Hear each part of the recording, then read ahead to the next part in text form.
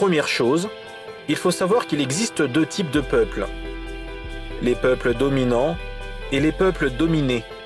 Par exemple, les Américains sont un peuple dominant et les Congolais sont un peuple dominé. Mais parmi les peuples dominés, il existe les peuples soumis et les peuples insoumis. Par exemple, les talibans en Afghanistan sont un peuple insoumis. Mais les Congolais sont un peuple soumis. Comment le peuple congolais, jadis guerrier, est devenu un peuple soumis? Lors de la colonisation, l'Occident a vaincu militairement les rois et les peuples congolais. Mais vaincre un peuple, militairement, ne veut pas dire le soumettre. Le processus de la soumission est mental et psychologique. Après avoir vaincu les Congolais militairement, l'Occident les a soumis par trois choses: la religion, la culturation et le marché économique.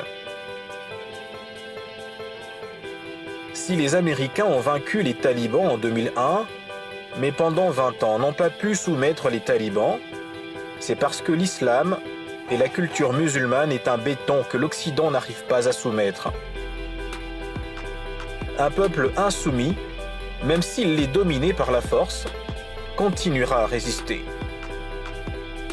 Comme les Vietnamiens ont résisté aux Américains, comme la Corée du Nord a résisté aux Américains, comme les talibans ont résisté aux Américains malgré la grande différence de force.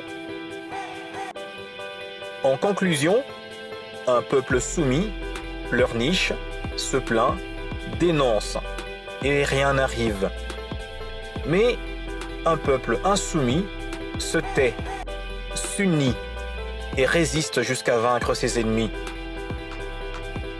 Aussi longtemps que le peuple congolais n'aura pas sa propre religion, ne va pas valoriser sa propre culture, ne va pas apprendre à se nourrir soi-même, ni maîtriser les technologies pour transformer seul ses matières premières, pour avoir un plus grand levier de négociation sur le marché économique mondial, ce peuple restera un peuple soumis, humilié et esclave.